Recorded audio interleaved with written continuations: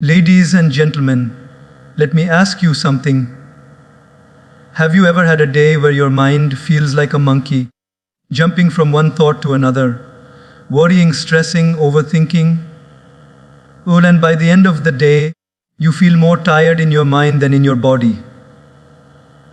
We live in a world where the outside noise is loud, but the inside noise is even louder. The good news is, calmness is not a luxury, it's a habit.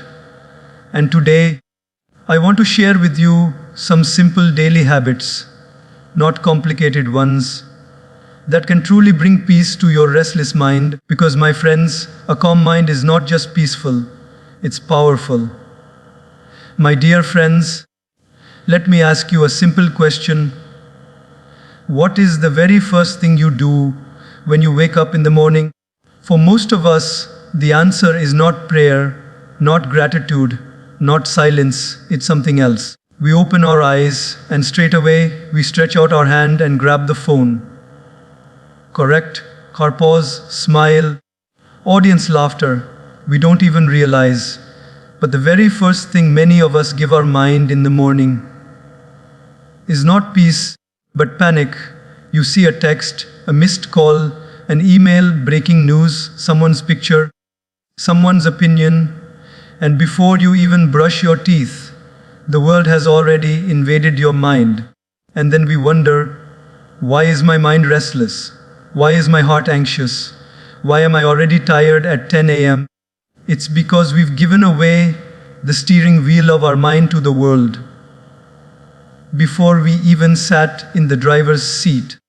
Let me share something interesting. Imagine you have a jar of clean, fresh water. If you immediately drop mud into it, what will happen? It gets cloudy, right? But if you let it sit quietly, the dirt settles and the water becomes clear again. Our mind is exactly like that jar of water. The morning silence allows the dirt to settle before the world starts throwing mud into it. So, what should we do? For the first 5 minutes, just 5, sit in silence. Don't touch your phone, don't switch on the TV, don't check your messages. Just breathe. Close your eyes. Listen to the sound of your breath. Feel the stillness.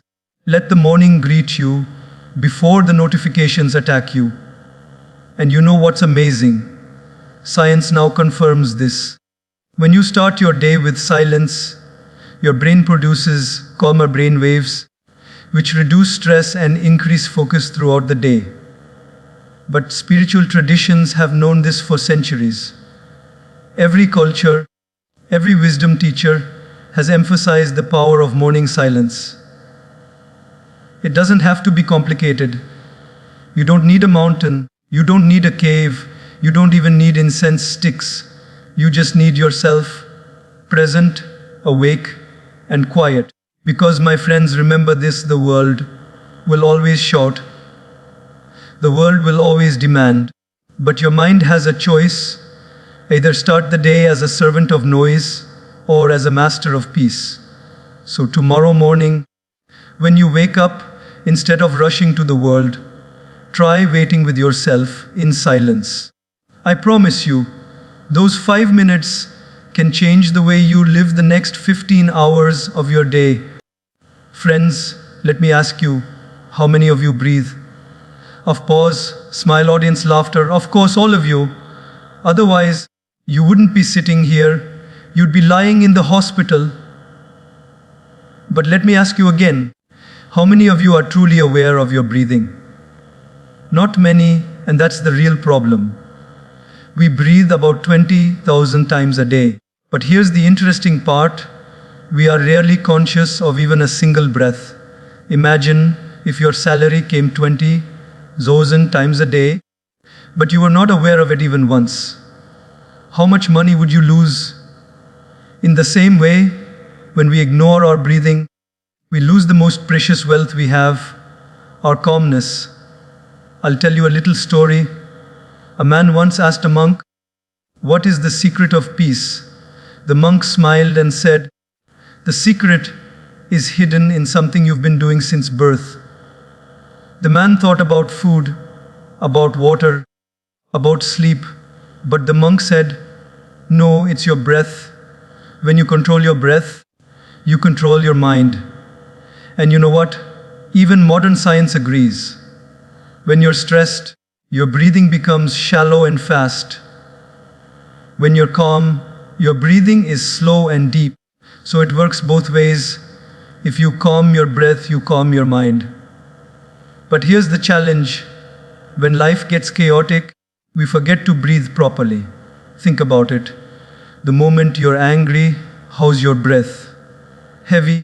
When you're anxious, how's your breath? Uneven. When you're peaceful, how's your breath?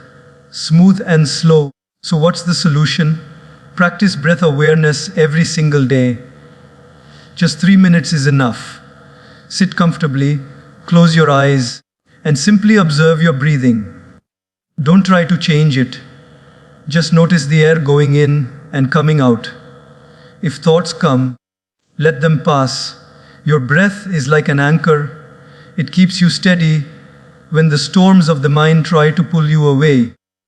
And if you want a little practice, let me share one with you. Inhale for 4 seconds, hold for 4 seconds, exhale for 4 seconds, hold for 4 seconds.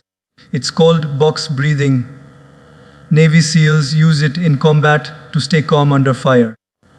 If it can keep soldiers calm in the middle of a war zone, it can surely help us stay calm when we're stuck in traffic, in audience laughter. Remember this: your breath is the remote control of your emotions. Most people look for peace outside, in vacations, in shopping, in entertainment. But true calmness is free, always with you, in every single breath you take. So tomorrow, or even right now, give yourself this gift. When you feel stressed, don't immediately pick up the phone or distract yourself. Just pause and take a deep breath. Because sometimes the shortest distance between chaos and peace is just one mindful breath.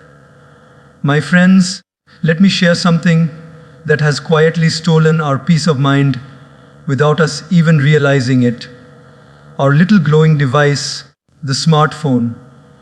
Isn't it true that this one object has become our alarm clock, our calendar, our diary, our entertainer, our photographer, our teacher, and our constant companion? It's almost like we are in a relationship with it. But here's the funny part. It's often a toxic relationship. How many of you have experienced this? You sit down to do one important task, maybe to study, maybe to work, maybe to read something valuable, and suddenly your phone buzzes. You think, let me just check for 2 minutes.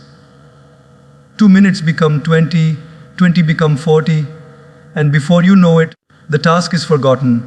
Has this ever happened to you? Pause, smile as audience laughs or nods. That's the power of notifications. They are like tiny thieves that come disguised as friends. Do you know why? Every time a notification comes, your brain releases a small dose of dopamine, the pleasure chemical. It makes you feel excited, curious, almost addicted. And that is why, even when we are in the middle of a conversation, we suddenly break eye contact and look at our phone. Have you seen this? Sometimes, we respect the phone more than the person in front of us. That's how powerful these devices have become. Now, don't get me wrong, phones are not evil. Technology is not our enemy. In fact, it is a blessing. The problem is not technology. The problem is our lack of boundaries with it. Just like fire can cook food or burn down a house, phones can connect us to the world or disconnect us from our own peace of mind. So what can we do? We need digital boundaries. And that starts with one simple habit: decide when you will use your phone and when you will not. Instead of checking it every time it buzzes, choose fixed windows in your day. For example, check messages only 3 times: morning, afternoon, and evening. The rest of the time, let the phone wait for you. Why should you always wait for the phone? Another powerful practice: Turn off unnecessary notifications. Do you really need to know instantly when someone has liked your picture or when a new video has been uploaded? Ask yourself honestly, does the world end if you see it later? Most of the noise is not urgent, but our mind treats it as an emergency. And here's a beautiful practice. Have a no phone zone in your day. For instance, no phone during meals, no phone during conversations, and no phone before bed. Some families even have a basket where everyone puts their phone when they sit together. Imagine how powerful that is. The message is clear. People are more important than pixels. Friends, our mind was not designed to handle constant interruptions. Every time your focus is broken, your brain takes several minutes to recover. That's why, after a day full of phone distractions, you feel mentally exhausted, even if you haven't done much work. But when you protect your focus by limiting phone usage, your mind feels lighter, calmer, and stronger. Let me share a simple thought with you. If you become the servant of your phone, your peace will always be disturbed. But if you make your phone your servant, your peace will be preserved. So the next time your phone buzzes, don't jump like a puppet. Take a breath, smile, and remind yourself, I will respond when I choose, not when my phone chooses. That one boundary can return so much calmness to your life. My dear friends, let me take you into a habit that looks so small on the outside, but is so powerful on the inside. It's the practice of gratitude. You see, we human beings have a natural tendency to focus on what is missing rather than what is present. Isn't that true? If we have 10 things going well in life and one thing going wrong, where does our mind go? Straight to the one thing that's missing.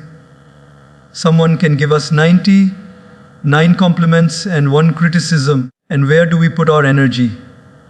On the criticism. Our mind is like Velcro for negativity and Teflon for positivity. It sticks to problems but lets blessings slide away.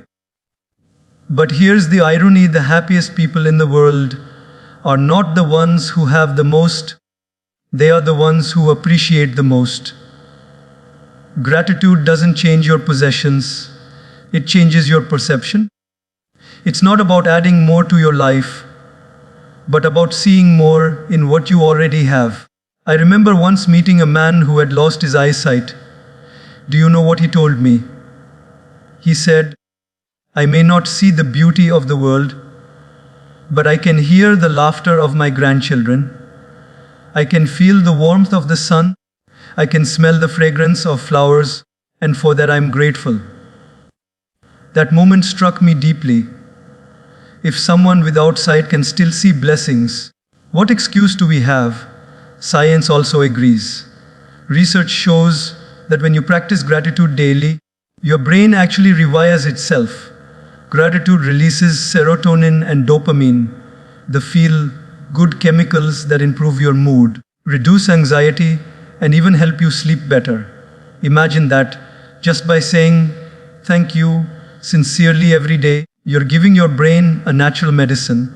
And unlike pills, there are no side effects, only side benefits. Compose, smile. So how can we make gratitude a daily habit? It's very simple. Every morning before you start your day, just think of 3 things you're grateful for. It could be as big as your family or as small as your cup of tea. Write them down or simply close your eyes and feel them. For example, you might say, I'm grateful for this new day. I'm grateful for the food I will eat. I'm grateful for the people who love me. The more specific you are, the more powerful the practice becomes. And here's another idea. Before you go to sleep, instead of scrolling endlessly through your phone, reflect for 2 minutes and ask yourself, what are the 3 good things that happened today? You'll be surprised. Maybe it was a smile from a stranger, maybe a good meal, maybe a kind word from a colleague. When you sleep with gratitude in your heart, your mind rests more peacefully. Now, some people say, but I have so many problems. How can I be grateful? Let me tell you this, gratitude is not about denying problems. It's about not letting problems blind you to the blessings that still exist. Problems are a part of life, yes, but so are blessings. Gratitude doesn't erase struggles, but it gives you the strength to face them with a calmer mind. Let me put it like this. Gratitude is like a pair of glasses. Without them, life looks blurry, negative, and incomplete. With them, you suddenly see clearly the beauty, the kindness, the abundance that was always there, but hidden behind the fog of complaints. So, my friends, starting today, make gratitude your morning coffee and your evening dessert. Begin and end your day with it. Because when you count your blessings, your mind stops counting your worries. And remember, a grateful heart is a calm heart, and a calm heart is a powerful heart. My dear friends, let me take you to one of the most ordinary activities we do every single day: eating. We do it at least 3 times a day, sometimes more, and yet for most of us, it has become the most unconscious act of our lives. Eating has become mechanical. We sit with a plate of food in front of us, but our mind is everywhere else, scrolling on the phone, watching television, talking endlessly, or thinking of tomorrow's problems. The food goes into the body, but peace never enters the mind. Have you noticed how we often eat with such speed, as if we're participating in a competition? Who can finish their food the fastest? Sometimes we eat in such a rush that by the time the last bite is done, we don't even remember tasting the first bite. It's almost like our stomach had dinner, but our mind skipped it completely. Now let me ask you, if you went to a concert of your favorite singer, would you be scrolling Instagram the entire time? No, you would want to savor every moment, every note, every sound. But strangely, when we sit in front of a plate of food, a gift of nature, full of flavors, colors, textures, we don't savor it at all. Instead, we treat food as fuel to be dumped inside as quickly as possible so we can get back to being busy. And yet, ancient traditions have always taught us to eat mindfully. In many cultures, people begin meals with a prayer of gratitude, thanking nature, the farmer, the cook, and the divine for the food on their plate. Why? Because gratitude slows you down, and slowness brings calmness. When you chew slowly, taste consciously, and eat in silence, you're not just feeding your stomach, you're also feeding your soul. Even science today agrees, when we eat in a distracted way, while on our phone, laptop, or TV, we tend to overeat. The brain doesn't register fullness properly, and we end up consuming more than we need. But when we eat mindfully, slowly, with awareness, digestion improves, stress reduces, and even our immunity strengthens. Mindful eating is not just a spiritual idea, it's a scientific one too. Let me share a little practice with you. The next time you sit to eat, put your phone away. Just look at the food on your plate. Notice its colors, its fragrance, its texture. As you take the first bite, chew slowly. Feel the taste spreading on your tongue. Thank nature, thank the cook, thank life for allowing this food to nourish you. Don't rush to swallow. Let each bite be an experience, not a task. I once heard a wise teacher say, when you eat fast, your mind races. When you eat slow, your mind slows. And isn't that what we are seeking? A calm, slow, peaceful mind. Now, someone might say, but I'm so busy, I don't have time for mindful eating. And I say, if you don't have time to eat mindfully, then you will certainly waste more time later dealing with stress, poor digestion, and fatigue. Eating with awareness doesn't take more time, it saves you from unnecessary troubles later. There's also another beauty here. When we eat mindfully, we automatically begin to eat less. Why? Because we finally hear our body whispering, I'm full. In distracted eating, we ignore this whisper until it becomes a shout of discomfort. Mindful eating brings us back in tune with our body's wisdom. Friends, food is not just nutrition, it's meditation. Every meal is an opportunity to pause, slow down, and reconnect with yourself. Eating mindfully is like telling your mind, calm down. You don't always have to rush. Life can be savored just like this bite. So tomorrow, when you sit down with your plate, remember this. You're not just feeding your body, you're also training your mind. And a mindful bite is far more powerful for your calmness than a distracted meal. In short, don't just eat to live. Live through the way you eat. My dear friends, let me take you outside for a moment. Not outside this hall, but outside the walls of our daily routines, into something we often forget to connect with: nature. You see, nature is not just a background scenery for our lives, it is the very foundation of our calmness. But sadly, in our modern lifestyle, we spend more time with screens than with skies, more time with concrete than with trees, and more time with virtual reality than with actual reality. And then we ask, why am I so restless?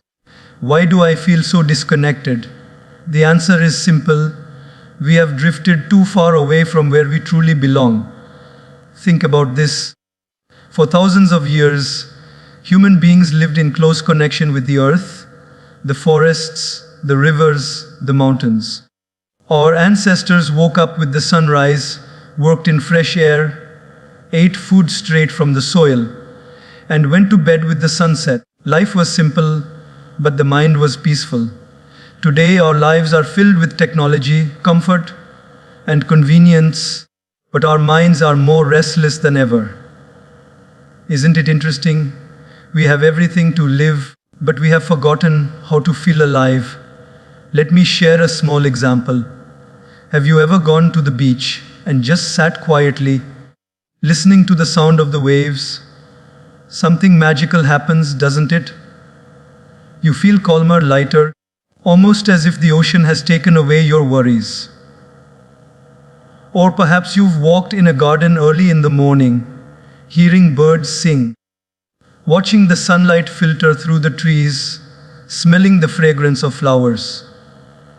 In those moments, you don't need entertainment. You don't need social media. You don't need noise. Nature itself becomes your therapy. And science confirms this too. Studies show that spending just 10 minutes in nature lowers stress hormones, improves concentration, and even enhances happiness. Doctors in some countries are now prescribing nature walks as medicine for anxiety and depression. Imagine that: trees becoming your therapists, rivers becoming your healers, sunlight becoming your energy drink. And the best part, it's free of cost and available to everyone. But sadly, many of us treat nature like a wallpaper, something that looks nice in pictures but is ignored in real life. We drive past parks without stopping. We close curtains when the sunlight enters. We choose air-conditioned gyms over fresh air walks. It's almost as if we've locked ourselves inside boxes, forgetting that the real medicine for our restless mind is waiting just outside. So what can we do? Start small. Spend 10 minutes every day with nature. Step out onto your balcony, feel the morning sunlight on your face. Walk barefoot on grass and notice the coolness under your feet. Water a plant, touch its leaves, watch it grow. Sit under a tree and listen. Not with your phone, but with your heart. These are not just activities, they are rituals of calmness. And here's something powerful. When you connect with nature, your ego becomes smaller. Standing before a mountain, you realize how tiny your problems really are. Looking at the endless sky, you understand how temporary your worries are. Watching the cycles of sunrise and sunset, you remember that change is natural and nothing lasts forever. Nature doesn't just calm your mind, it also teaches you wisdom. Let me put it simply, a few minutes with nature can do what hours of scrolling can never do. Social media may give you distraction, but nature gives you healing. A phone screen may light up your eyes, but the sun lights up your soul. So my friends, tomorrow morning or evening, don't just rush into your car or your work. Pause, step outside, look up at the sky, listen to the birds, breathe in the air. Even if it's just for 5 minutes, give yourself that gift. Because the closer you are to nature, the closer you are to your natural state of peace. Remember this, a calm mind doesn't always need a meditation hall. Sometimes it just needs a tree. Puff.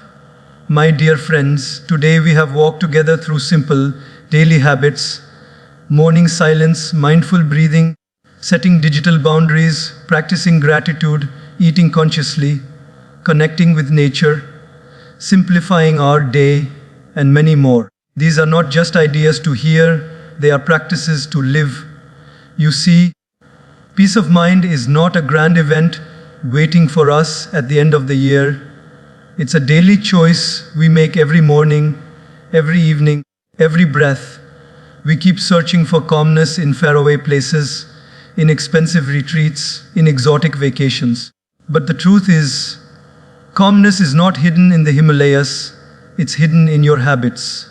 And remember, small things done daily are far more powerful than big things done occasionally.